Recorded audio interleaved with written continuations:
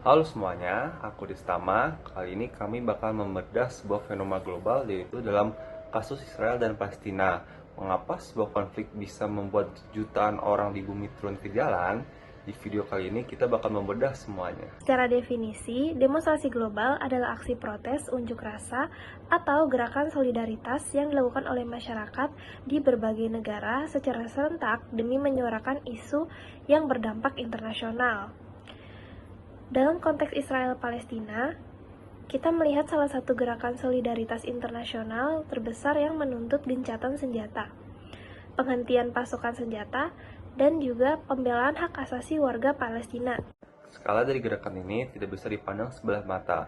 Menurut data pelacak global dari lembaga riset konflik internasional seperti ACLED, jumlah aksi unjuk rasa terhadap kasus Israel dan Palestina mencapai 48.000 titik demonstrasi di seluruh penjuru dunia. Mungkin kalian bertanya-tanya, bagaimana cara menghitungnya? Nah, Lembaga Statistik Internasional umumnya menghitung jumlah kejadian, aksi, atau events. Mengapa? Karena jumlah real kepala atau pendemo di lapangan sangat fluktuatif dan sulit untuk diverifikasi langsung dan secara absolut. Namun, angka puluhan ribu kejadian ini cukup membuktikan besarnya gelombang protes tersebut. Mari kita lihat sebarannya. Pertama, di Asia Selatan. Negara seperti Pakistan dan Bangladesh menjadi pusat utama aksi solidaritas Palestina di luar Timur Tengah. Ribuan data demonstrasi massa. Data ACLED menyatakan bahwa negara seperti Yaman memiliki 15.000 aksi demonstrasi, sementara Bangladesh mencatat lebih dari 1.500 aksi sejak 2023.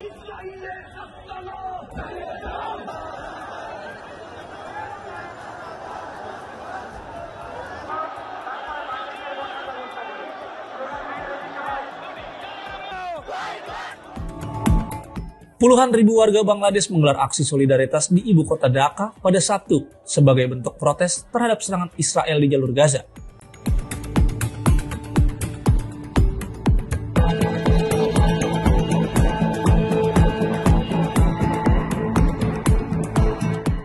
Aksi tersebut dipusatkan di Taman Surawardi, kawasan Universitas Dhaka, dan diikuti oleh sekitar 100.000 orang.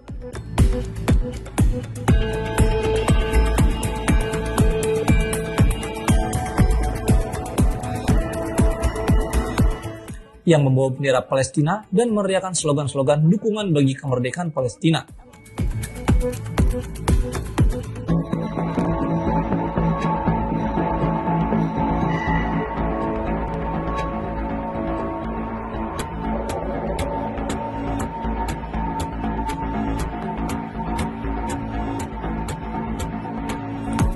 Para demonstran juga membawa peti mati simbolis dan boneka yang mempresentasikan korban jiwa akibat konflik.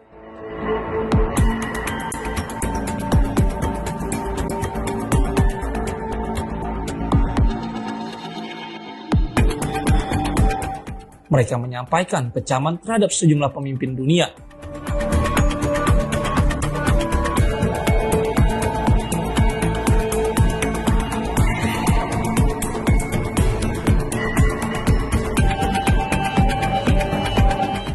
Termasuk Presiden Amerika Serikat Donald Trump, Perdana Menteri Israel Benjamin Netanyahu, dan Perdana Menteri India Narendra Modi yang dianggap mendukung kebijakan agresif Israel.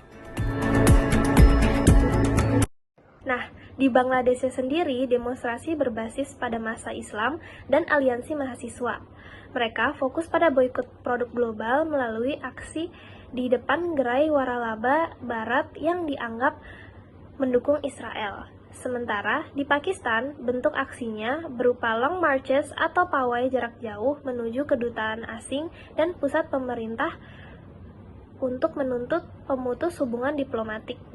Bergeser ke barat, Eropa menjadi tempat wilayah kedua menjadi tempat dukungan aksi solidaritas terhadap Palestina, di mana di Inggris, terutama di London, mencatat aksi terbesar mencapai 100-300.000 orang per tahunnya.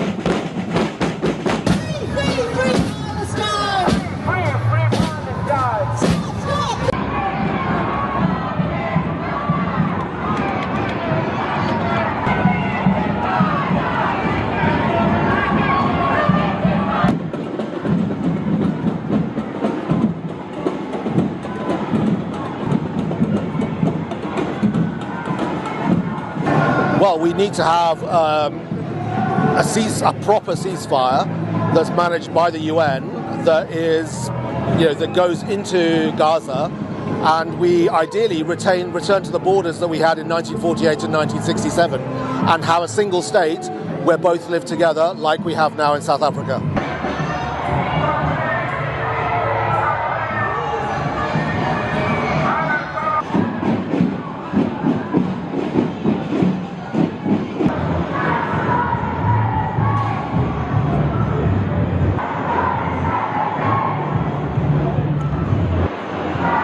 Well, it's a gang of billionaires, isn't it? You have to be a billionaire to join it.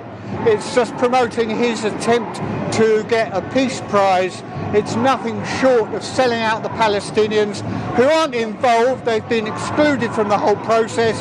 It's a totally cynical exercise.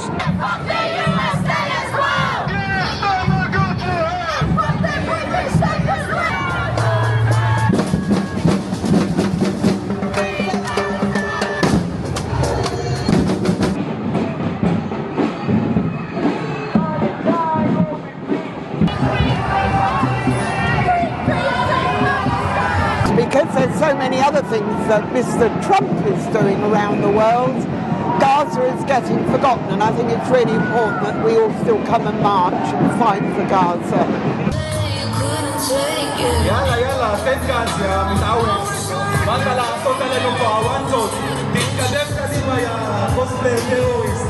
Gerakan di London berupa unjuk rasa koalisi sipil multikultural berskala besar. Pawai akhir pekan ini dipimpin oleh organisasi seperti Palestine Solidarity Campaign (PSC) dengan fokus tuntutan pada penghentian suplai senjata dan boikot ekonomi. Fenomena menarik ini juga terjadi di Amerika Serikat, di mana terjadi lonjakan protes besar di 50 bagian negara wilayah dan juga di Washington DC. Aksi ini banyak dipimpin oleh mahasiswa elit, terutama dari wilayah New York dan California. Nah, apakah semua aksi ini membawa dampak nyata? Jawabannya iya. Dampak pertama terjadi pada tekanan finansial dan divestasi ekonomi. Gerakan BDS, Boycott, Divestment and Sanctions, memicu boykot global terhadap perusahaan yang dianggap terkait dengan Israel. Dampak ekonomi pun juga sangat nyata. Toko besar seperti McDonald dan Starbucks harus mengalami penurunan penjualan akibat boykot konsumen. Bahkan seperti Carrefour pun banyak sekali tutup gerai di wilayah Asia Timur Tengah. Selain itu, tidak hanya ekonomi, demonstrasi dan media sosial juga berdampak besar bagi opini publik, sehingga mengubah persepsi internasional sehingga Israel menghadapi krisis citra dan meningkatnya isolasi internasional. Sebagai kesimpulan, demonstrasi global ini telah memberi tekanan yang sangat besar terhadap posisi ekonomi, politik, dan diplomatik Israel. Walaupun tidak secara langsung menghentikan operasi militer, aksi massa berhasil mempengaruhi opini publik dunia dan memperlemah posisi internasional Israel melalui tekanan langsung. Ini membuktikan bahwa ketika masyarakat sipil global bersuara bersama, mereka mampu memberikan dampak yang nyata. Berikut adalah akhir dari video ini. Saya Destama dan rekan saya Bella mengucapkan terima kasih. Terima kasih sudah menonton video ini. Sampai jumpa di pembahasan berikutnya.